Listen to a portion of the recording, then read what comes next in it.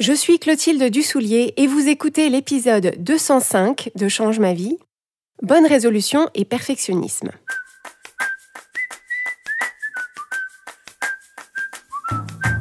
Bienvenue sur Change ma vie, outils pour l'esprit. Je suis Clotilde Dussoulier, je suis entrepreneur et master coach certifié et sur ce podcast, je vous livre chaque semaine des outils précis et concrets pour comprendre les mécanismes de votre cerveau et de vos émotions et construire exactement la vie à laquelle vous aspirez. Au moment où nous diffusons cet épisode, c'est la rentrée de septembre et je sais que pour beaucoup d'entre vous, cette période de l'année est un moment de renouveau. Si vous avez pu prendre des vacances, vous changer les idées, prendre du recul pendant l'été, vous retrouvez votre vie quotidienne au mois de septembre et vous avez envie de capitaliser sur ce recul que vous avez pris. Donc vous réintégrez votre quotidien avec une perspective nouvelle, avec un œil frais, et vous voyez avec beaucoup plus de contraste les choses que vous voulez voir changer, les choses que vous avez envie de faire différemment, et la façon dont vous avez envie de conduire votre vie quand vous le faites de façon plus intentionnelle. Donc c'est exactement cet état d'esprit qui mène généralement à ce qu'on appelle des bonnes résolutions. Donc les bonnes résolutions, c'est simplement des engagements qu'on prend envers soi-même, à un moment arbitraire de l'année, donc ça peut être au début de l'année civile ou au début de l'année scolaire souvent, des engagements à faire certaines choses différemment pour créer des résultats différents et donc se créer une vie différente. Donc c'est toujours ça le principe. Je veux adopter par exemple une activité physique différente pour avoir un corps dans lequel je me sens mieux par exemple. Ou alors je veux lire plus ou me tenir plus au courant de l'actualité, parce que ce que je veux créer, ce sont des conversations différentes. Ou alors je veux m'organiser différemment, parce que ce que je veux créer, c'est un emploi du temps dans lequel il y a plus de temps libre, par exemple. Ou alors je veux gérer mon argent différemment, parce que ce que je veux créer, c'est de l'argent de côté pour tel ou tel investissement que je veux faire. Au moment où vous m'écoutez, je vous propose de réfléchir à vos propres envies de changement et à vos propres bonnes résolutions si vous en avez qui vous trottent dans la tête. Donc, qu'est-ce que vous voulez faire de différent? Et surtout, quel est le résultat différent? Quelle est la vie différente que vous espérez créer en apportant ce changement? Donc, personnellement, je n'ai aucun problème avec les bonnes résolutions, au contraire. En fait, les bonnes résolutions m'intéressent énormément parce que les bonnes résolutions que vous vous fixez reflètent toujours une version de quelque chose que vous voulez pour vous. Et comme le problème de beaucoup de personnes, c'est qu'elles ont l'impression de ne pas savoir ce qu'elles veulent, de ne pas avoir la vision de ce à quoi elles aspirent, les bonnes résolutions qu'elles ont envie de prendre sont à accueillir comme autant d'indices. Alors ces bonnes résolutions ne sont pas toujours à prendre au pied de la lettre, mais ce sont comme des petits cailloux qui permettent d'explorer ce que vous voulez dans la bonne direction. En d'autres termes, on pourrait dire « dis-moi la bonne résolution que tu as envie de prendre et je te dirai la vision que tu as pour ta vie ». Donc encore une fois, je n'ai aucun problème avec les bonnes résolutions, mais je précise, je n'ai aucun problème avec les bonnes résolutions si elles fonctionnent pour vous. C'est-à-dire si les engagements que vous prenez, vous arrivez à les tenir. Et si ces changements que vous apportez à vos actions vous apportent effectivement les résultats que vous cherchez et vous permettent effectivement de créer la vie que vous voulez. Parce que le problème, c'est que pour la plupart des gens, les bonnes résolutions conduisent rapidement à ce que j'appelle le syndrome du nouveau carnet. Alors, qu'est-ce que c'est le syndrome du nouveau carnet? Pour vous expliquer ça, je vais vous parler d'une amie que j'avais au lycée, une amie qui s'appelait Valérie. Alors, Valérie était franco-italienne et elle me fascinait de multiples façons. Son accent, ses cheveux, sa personnalité, son énergie, tout en elle était flamboyant. Et il y avait une chose qui me fascinait tout particulièrement, c'est que Valérie avait toujours avec elle un carnet qui lui servait d'agenda et qui était une œuvre d'art en soi. Elle collait toutes sortes de trucs dedans, elle faisait des dessins, elle avait une écriture unique et vraiment très élégante pour une jeune femme de son âge. Elle avait des feutres de toutes les couleurs, elle écrivait des citations de philosophes et moi, ça me faisait hyper envie. Ça me faisait rêver, je me disais, moi aussi, je veux être inspirée et flamboyante. Moi aussi, je veux un carnet qui montre à l'extérieur à quel point ma vie intérieure est une œuvre d'art, à quel point je suis créative et mystérieuse et unique. Et donc régulièrement, j'achetais un carnet, un beau carnet que je choisissais avec soin, avec des belles pages blanches et douces au toucher. Et je me disais, à partir de maintenant, dans ce carnet, tout ce que je vais écrire sera parfait. J'aurai ma plus belle écriture, il y aura 0 rature, et tout ce que j'écrirai sera intéressant et important et intelligent, virgule, comme moi. Et le résultat, quiconque a déjà acheté un carnet le connaît, c'est que, dans un premier temps, j'avais tellement peur d'écrire un truc moche ou un truc inutile que ça me bloquait complètement et que j'écrivais rien ou pas grand-chose. Et lorsque je finissais par écrire quelque chose, à la première maladresse, à la première rature, au premier truc ordinaire, j'étais tellement déçue de moi, tellement dépitée que ce que je voyais si clairement dans ma tête ne se matérialise pas dans ma réalité que j'abandonnais mon carnet purement et simplement. Alors ça, c'est une illustration exemplaire du mode de pensée perfectionniste.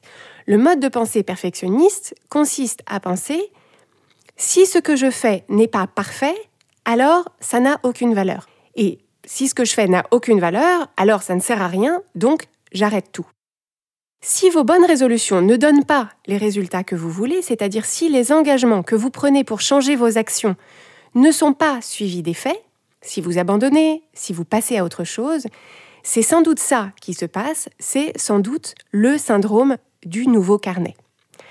Au moment où vous prenez ces bonnes résolutions, vous voyez les semaines qui s'annoncent comme autant de pages blanches, pures et parfaites, et vous voulez y écrire la meilleure version de vous-même, celle qui fait tout parfaitement et dans les temps, celle qui prépare tous les repas de la semaine le dimanche après-midi, celle qui ne fume plus, celle qui fait du sport, celle qui se couche tôt, celle qui est toujours en avance dans son travail, celle qui cultive ses amitiés, celle qui est hyper organisée, celle qui ne procrastine pas, celle qui ne s'énerve pas, celle qui ne grignote pas, celle qui ne dit jamais de mal de personne, celle qui lit un livre par semaine, celle qui ne perd pas son temps sur les réseaux sociaux. Et à partir de là, il peut se passer 2 choses. La première possibilité, c'est que vous pensez à cette meilleure version de vous-même et vous vous dites que les conditions ne sont pas tout à fait réunies, là, tout de suite, pour que vous puissiez faire tout ça vraiment bien. Vous n'avez pas tout à fait le temps, ou pas le bon équipement, ou alors vous avez un gros dossier à boucler au bureau, et donc vous attendez l'alignement parfait des étoiles en vous disant perpétuellement « je commence lundi ». Mais évidemment, lundi, les conditions ne sont toujours pas parfaites. Il y a toujours une nouvelle bonne raison de repousser les changements.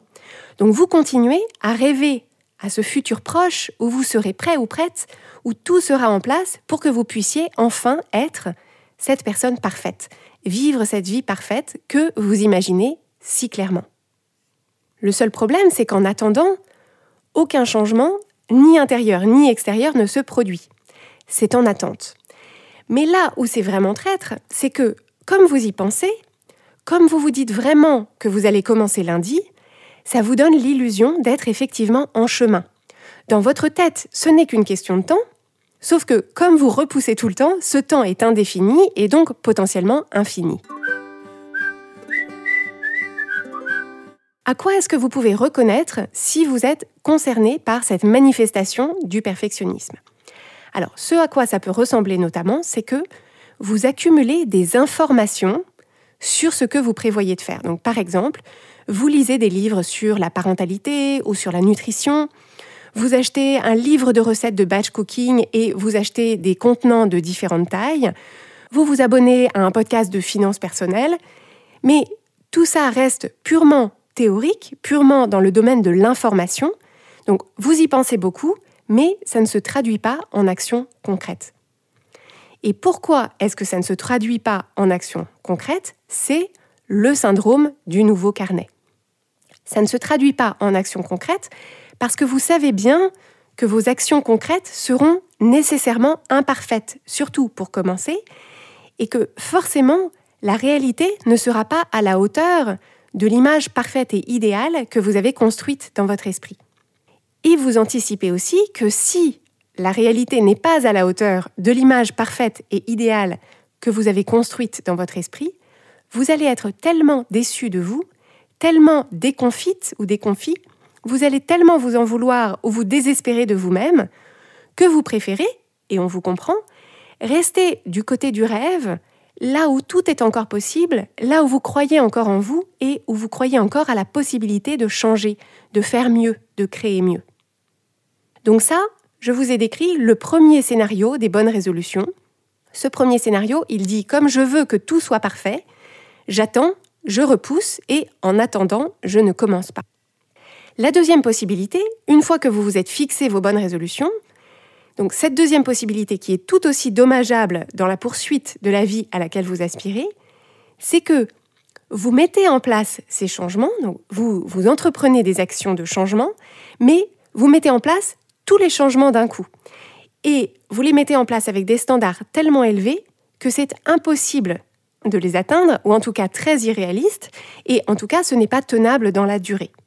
Donc dans ce scénario-là, vous attendez de vous-même d'être devenu du jour au lendemain une autre personne qui agit complètement différemment de la veille, comme si on vous avait fait une sorte de transplantation de cerveau, comme si vous étiez dans un film de science-fiction où ce serait possible. Donc agir complètement différemment de la veille, vous pouvez absolument le faire. Être du jour au lendemain quelqu'un qui ne fume pas, qui ne grignote pas, qui ne va pas sur les réseaux sociaux, quelqu'un qui met de l'argent de côté, qui ne dit de mal de personne, qui est super concentré et qui fait du yoga et de la méditation avant le petit déjeuner, vous pouvez le faire, vous en êtes capable, vous pouvez le faire un jour, voire 2, allez, 1 semaine si vous êtes très forte, et si vous arrivez à mobiliser constamment toute votre énergie, toute votre attention et toute votre volonté pour incarner ces changements-là. Le seul problème, c'est que vous n'allez pas pouvoir mobiliser sur la durée toute votre énergie, toute votre attention et toute votre volonté pour agir comme cette personne-là, pour agir comme une personne différente. Cette personne qui est tout le temps calme et de bonne humeur, cette personne qui choisit toujours la grande salade, qui va se coucher à 21h, qui lit et qui éteint dès le premier bâillement. Et ce qui risque fort de se passer, c'est qu'à la première action que vous jugez imparfaite, à la première situation dans laquelle vous perdez patience, à la première part de fondant au chocolat, au premier samedi matin où vous allez bruncher au lieu d'aller courir, le syndrome du nouveau carnet va s'enclencher. C'est la première rature, celle qui vous déçoit, celle qui vous dépite et celle qui vous fait cesser de croire en vous et en votre capacité à changer. Et cette déception, ce dépit, sont tellement pénibles à ressentir, votre niveau de croyance dans votre capacité à changer est tellement indexé sur vos actions que le château de cartes du perfectionnisme s'écroule. Ce qui se passe, c'est que comme vous n'avez pas réussi à faire les choses parfaitement, vous ne croyez plus à votre capacité à faire tout court. Donc, comme vous n'y croyez plus, vous n'avez plus aucune raison de continuer à essayer, et donc, vous abandonnez. Et donc, c'est à ce moment-là que souvent, une distraction bienvenue vous permettra de passer à autre chose en gardant la face avec vous-même. Donc, une nouvelle responsabilité qu'on vous confie au bureau, un dégât des eaux à gérer dans votre entrée, un enfant qui traverse une période délicate, tout ça, ce sont autant de bonnes raisons, en apparence, d'oublier vos envies de manger mieux, de lire plus, de mieux gérer votre temps et votre argent, de soigner votre santé, qu'elle soit physique ou émotionnelle. Mais bien sûr, ce n'est pas parce que vous ne vous en occupez pas que ces envies disparaissent. Et leur bien fondé pour vous ne disparaît pas non plus. Donc ces envies vont ressurgir plus tard, ce n'est que partie remise. Sauf qu'en attendant, vous avez perdu le bénéfice d'avoir commencé à y œuvrer dès maintenant, dès aujourd'hui. Et c'est là une des clés les plus importantes qui permettent de se dégager du perfectionnisme dans la mise en place des changements auxquels on aspire, ces changements qui se sont révélés dans nos bonnes résolutions. Cette clé consiste à intégrer que pour le moment, vous êtes la personne que vous êtes.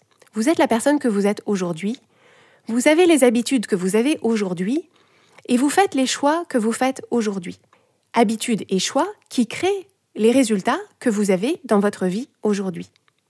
Et pour passer de cette personne-là, avec ses habitudes, ses choix et ses résultats, pour passer de cette personne-là à la version de vous qui aura d'autres habitudes, qui fera d'autres choix et qui créera d'autres résultats qui vous plairont davantage, il est indispensable de passer par une phase de devenir. Je vous propose de penser à un cerisier. Personne ne s'attend à ce que le cerisier passe directement du cerisier en fleurs au cerisier plein de cerises mûres. Un cerisier, on l'observe et on comprend, on accepte qu'entre le cerisier en fleurs et le cerisier plein de cerises mûres, il y a une évolution en plusieurs phases, et chacune de ces phases est nécessaire, indispensable, et chacune de ces phases prend le temps qu'elle prend. Imaginez ce qui se passerait si on abandonnait la vision qu'on a pour le cerisier, si on l'abattait directement quand, au lendemain de la floraison, on constatait qu'il n'y a toujours pas l'ombre d'une cerise en vue. C'est la même chose pour vous. Entre vous maintenant et vous qui serez différents ou différentes de l'autre côté des changements que vous voulez adopter, il y a des phases. Et chacune de ces phases est nécessaire et indispensable. Et ces phases commencent nécessairement par des actions imparfaites et des résultats imparfaits. Et l'enjeu, c'est de vivre cette phase de devenir comme une phase active, nécessaire et indispensable de votre transformation. L'enjeu, c'est de ne pas vous impatienter, de ne pas vous juger, de ne pas vous décourager, de ne pas insulter le cerisier, mais de continuer à faire ce que vous avez à faire du mieux que vous pouvez, donc imparfaitement, de continuer à essayer imparfaitement, de continuer à apprendre imparfaitement, de continuer à affiner imparfaitement et de continuer à vous parler gentiment, quoique imparfaitement, tout du long. La différence majeure entre une bonne résolution qui devient une bonne habitude et une bonne résolution qui finit en eau de boudin, c'est très simplement la persévérance. Poursuivre ses efforts, soutenir son engagement, garder le cap de sa vision, même quand les premières tentatives sont ratées, imparfaites, même quand on a oublié le temps d'une soirée, même quand on a sauté toute une semaine. Et ce qui accélère grandement cette phase de devenir, c'est de bien comprendre que vous ne pouvez pas changer vos actions et vos comportements sans changer en amont votre façon de penser et d'arbitrer. Alors pourquoi pas ? C'est parce que, tout simplement, tout ce que vous faites découle de votre façon de penser, de votre façon d'arbitrer, de votre façon de valoriser certaines choses par rapport à d'autres. Si aujourd'hui, vous vous couchez tard le soir, ça découle de votre façon actuelle de penser et d'arbitrer. Si aujourd'hui, vous dépensez de l'argent que vous aimeriez pourtant mettre de côté, ça découle de votre façon actuelle de penser et d'arbitrer. Et si vous achetez des paquets de gâteaux que vous mangez l'après-midi en travaillant, ça découle de votre façon actuelle de penser et d'arbitrer. Et donc, si votre façon de penser et d'arbitrer vous conduit jusqu'ici à faire certains choix en termes d'action et de comportement, vous pouvez, à la force de votre volonté, changer temporairement vos actions et vos comportements, mais ça ne changera pas votre façon inhérente de penser et d'arbitrer. Et ces modes de pensée et d'arbitrage, qui sont toujours bien en place dans votre cerveau, vont se manifester à nouveau tôt ou tard, et généralement plus tôt que plus tard, dans vos actions et vos comportements. En fait, c'est comme si vous essayiez de coller du papier peint sur un mur qui est saturé d'humidité. Donc le papier peint, là, ça symbolise les changements, les nouvelles actions et les nouveaux comportements que vous voulez adopter. Donc ce papier peint va tenir quelques jours si vous avez de la chance, mais ensuite il va se décoller parce que l'humidité qui sont vos modes de pensée et d'arbitrage actuels, cette humidité est toujours là. Donc pour que le papier peint tienne, il faut identifier d'où vient l'humidité, il faut éliminer la source de l'humidité, et c'est quand on colle le papier peint, donc les changements sur le mur sec, c'est-à-dire le mur qui a les bons modes de pensée et les bons modes d'arbitrage, c'est à ce moment-là seulement que le papier peint tient sur le mur. Pour vous donner un exemple, on peut imaginer que vous ayez envie de changer votre mode de consommation d'alcool. Par exemple, vous voulez vous en tenir à un verre quand vous sortez dîner avec des amis, parce que si vous buvez plus, après vous dormez mal, vous vous sentez pas bien le lendemain, et en plus, par ailleurs, vous connaissez les conséquences de l'alcool sur la santé, et vous vous dites qu'à l'âge que vous avez, ce serait pas mal de commencer à vous en préoccuper.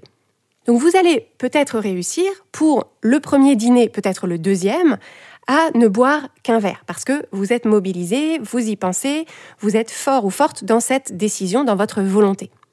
Mais si vous buviez plus qu'un verre jusqu'ici, ce n'est pas juste comme ça sans raison.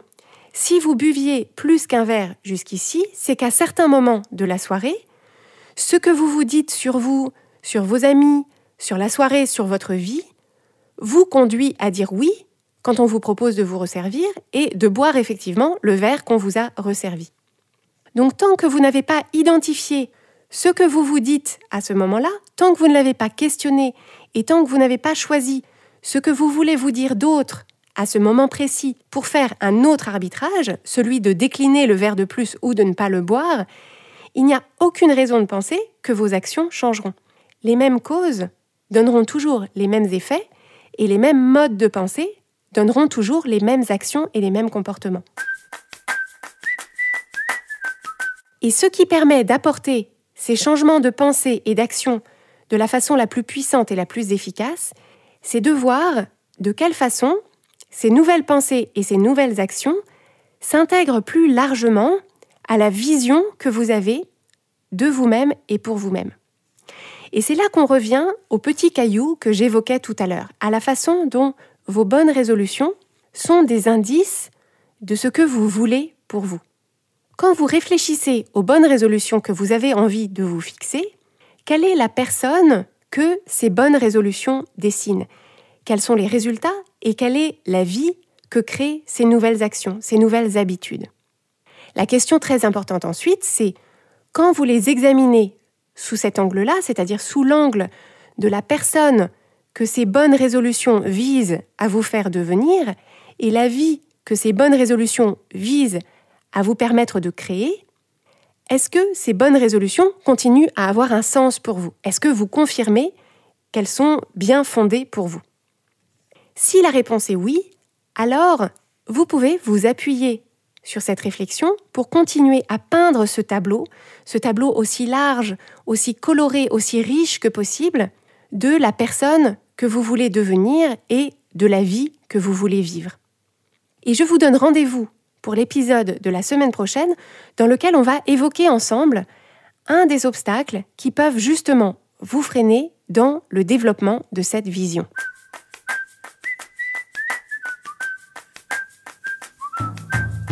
Si vous aimez Change ma vie, vous allez adorer Change ma vie mode d'emploi.